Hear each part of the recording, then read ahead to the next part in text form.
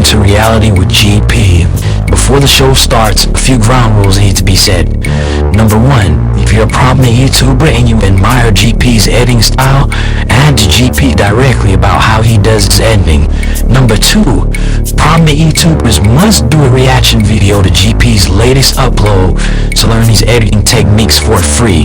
Number 3, people who are emotionally sensitive to cold, hard truth, you don't belong here, so get the fuck on somewhere right now.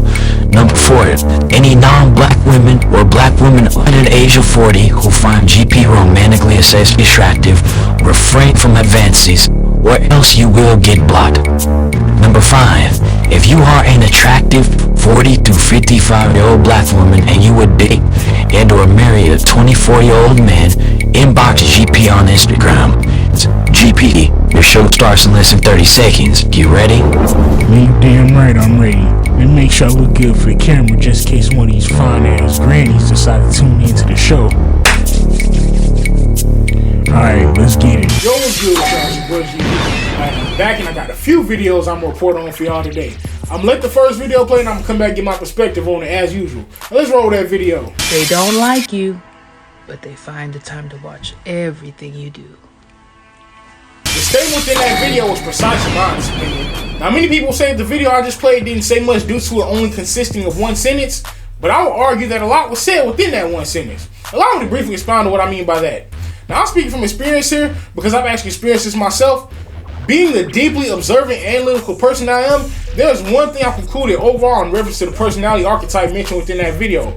Now, what I'm referencing would be that whoever they're consistently down talking, they're only hating on and trash talking that person because they usually lack something that the person they hate always manages to have naturally, which means them not liking that person is really just jealousy at its peak, in my honest opinion. Now, I'll tell the location in the next video.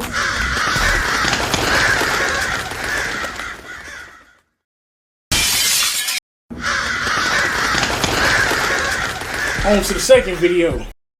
5 signs they copying you. Number 1, they imitating you in plain sight, which means they not even hiding it no more. Number 2, in contact but out of reach, which means they stay close enough to see what you're doing, but far away enough not to show it. Number 3, it happens consistently, which means it's no longer a coincidence. Number 4, the start-stop effect. When you start, they start. When you stop, they stop. And number 5, keep up syndrome. They try to keep up with every single thing you do. Both stated within that video was highly accurate. The archetype used episode will be referred to as clones. Now, in my honest opinion, clones are the most annoying and irritating pest any logical person like myself will ever encounter in life. Allow me to explain my reasoning for saying that. Now, speaking based on my personal experience with clones, everything they do is something completely derivative of a person they weirdly admire and want to be like. Now, which is something I will never understand. I always have and always will prioritize being myself. Meaning, outside of my 9 to 5, all areas of my life are based solely on the mixture of two things. First thing my life is based on is what I like, and second thing my life is based on is my style. Both of which are things that clones always lack. I say that because for clones, both what they like and their style is always based on what someone else is doing. Meanwhile, what I like in my style is based on whether or not I'm fulfilled by something. Now, I come to the conclusion that the cause of clones copying someone is that they're lacking the most important thing that makes a person unique in life, which would be an identity that consists solely of their own ideologies and personality traits. Now, on to the location in the next video.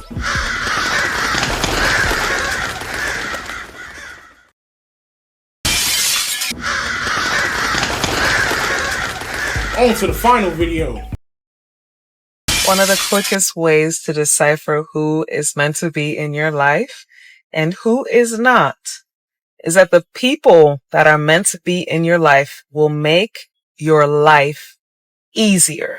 They should be able to relax your nervous system and put you at ease. The people that are supposed to be in your life feel like a vacation from life. They feel like a hug that comes from the inside. You could be stuck in traffic for 2 hours, and by being in this person's presence, you know you are just so much more at ease because they're next to you. All the statements in that video were 100% true. Now, what she was referencing about someone's presence making you feel at ease, that would be the effect that my presence has always had on people in general.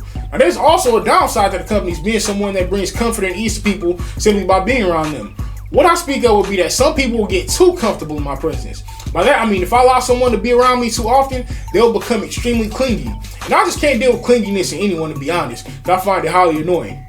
Now, this clinginess only happens when I present as my truly logical and analytical self, which is why when I converse with anyone about anything, I will always purposely say and do things that are completely nonsensical and irrelevant to whatever we were discussing at the moment, to prevent this clinginess from ever reoccurring in my life. Now, y'all comment y'all thoughts below, and also hit the like, subscribe, and share buttons if you enjoyed the content.